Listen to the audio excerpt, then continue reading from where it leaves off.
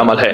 اس کے بارے میں تو ہمارے ابکری کے پوری دنیا میں اللہ نے ابکری کا نظام تھوڑا سا بنایا ہے، اور میری ماہانہ کروڑوں کی ویورشپ ہو دنیا میں اللہ نے میسج پہنچایا ہے. ہر مسلک، ہر رنگ، ہر فرقہ، ہر نسل اللہ کے فضل سے اس پلیٹ فارم میں جڑی ہے.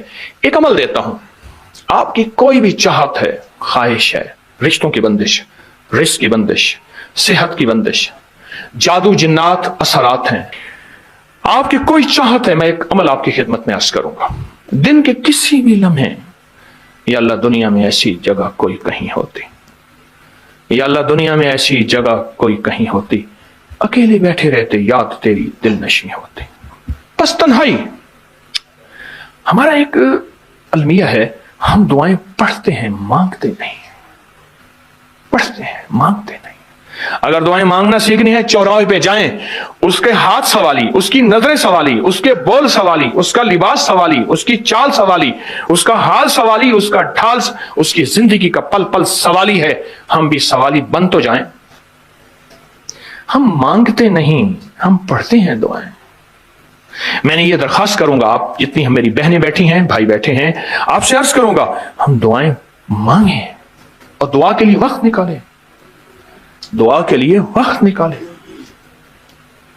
آج بتاؤں سب سے زیادہ دعائیں کہاں مانگی جاتی ہیں؟ آپ فوراً بولیں گے مسجدوں میں، آپ کہیں گے مدارس میں، آپ کہیں گے کسی فقیر کے آستانے میں.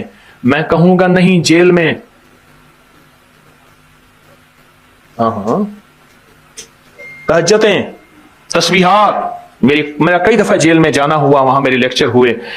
تہجدیں، تسبیحات، ذکر، تلاوت، اعمال، رونا، سسکیاں، گڑ گڑانا سب سے زیادہ جیل میں، پھر کچہریوں میں اور پھر ہسپتالوں میں. یہ سچ ہے. کوئی بھی ایسی آپ کے دل میں چاہت ہو، اللہ پاک سے منوانا چاہتے ہیں. دیکھیں، سارا جہان چاہ لے، اللہ نہ چاہے کبھی نہیں ہوگا.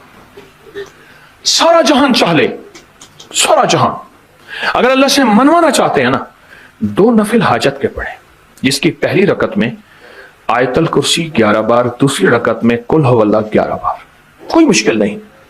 میں پھر عرض کروں گا، 2 نفل حاجت کے پڑھیں، جس کی پہلی رکعت میں آیت الکرسی 11 بار اور دوسری رکعت میں سورۃ اخلاص قل هو اللہ 11 بار، اور اس کے بعد سلام کے بعد 3 بار سورۃ یاسین پڑھ لیں بس.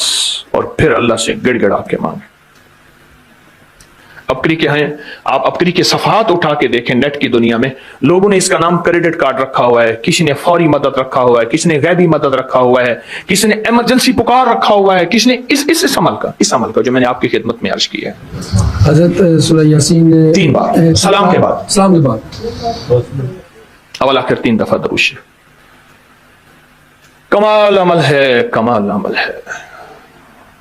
اور عرشوں سے اگر برکت کے خزانے، رحمت کے خزانے، عطاؤں کے خزانے، کوئی رشتہ ہے، کوئی بندش ہے، کوئی قرضے ہیں، کوئی بیماری ہے، کوئی دل کی مراد ہے، کوئی من کی مراد ہے، اس لیے فرمایا کبھی بھی جنت نہ مانگو، جنت الفردوس مانگو.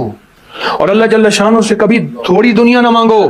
پھر دنیا حسنتم سپرلیٹو ہے، اور فی الآخرۃ حسنتم، مولا دنیا عطا فرما، پھر وہ جتنی عطا کر دے اس کی شہنشاہ کی تقسیم ہے، پر مانگ تو لاجواب مانگ.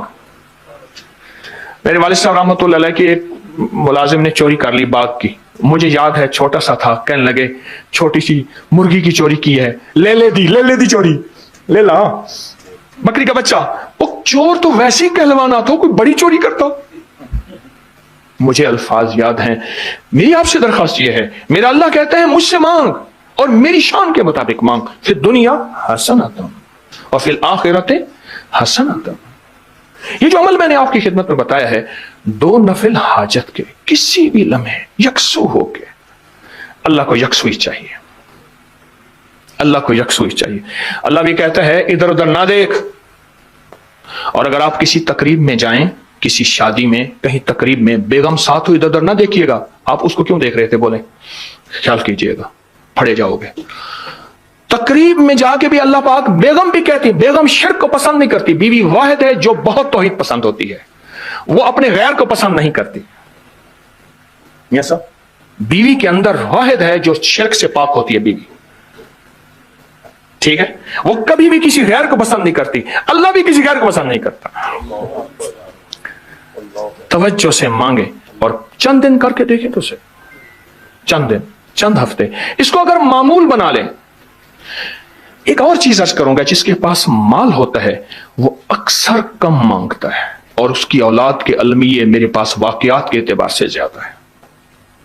یہ بات پھر دہراؤں گا, جس کے پاس مال وسائل زیادہ ہوتے ہیں وہ اکثر کم مانگتا ہے. غریب تو کہتے ہیں اللہ بچہ بڑا ہو رہا ہے, اللہ بچی بڑی ہو رہی ہے, اللہ میں کہاں سے لاؤں گا. اسے مانگنا نہیں آتا غریب کو. غریب کے پاس اسم اعظم نہیں ہوتا, غریب کے پاس پنج سورہ نہیں ہوتا, غریب کے پاس مسنون دعائیں یاد بھی نہیں ہوتی. بہت کم ہوں گے یقیناً, یاد بھی ہوتی ہیں, لیکن ان کی دل کی آواز, وہ ہندی ہے یا سندھی, پنجابی ہے یا کوئی بھی ہے, وہ دل کی آواز سے اللہ کے دروازے کو کھٹکھٹاتے ہیں. اور جو مالدار ہوتا ہے اس کی نظر میں ہوتا ہے کہ یہ اس کا ہے, یہ اس کا ہے, یہ اس کا ہے. یہی نقصان ہوتا ہے. اپنی نسلوں کے لیے اس دعا کے ذریعے, اس نفل کے ذریعے 3 چیزیں ضرور مانگیے گا. ایک بخت, ایک مقدر اور ایک نصیب. دیکھیے ایک بات عرض کروں, والدین اپنی نسلوں کو ٹرکوں کے ٹرک جہیز دیتے ہیں, سونا دیتے ہیں, چاندی دیتے ہیں, ڈائمنڈ دیتے ہیں, ہیرے دیتے ہیں, کھو دیتے ہیں, جائیدادیں دیتے ہیں, بنگلے دیتے ہیں.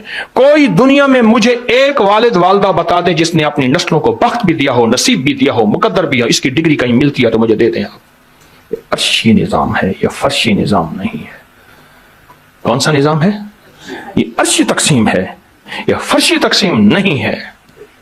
اور اگر عرشی نظام چاہتے ہیں تو یہ عرشی میں نے ایک عمل آپ کی خدمت میں دیا ہے.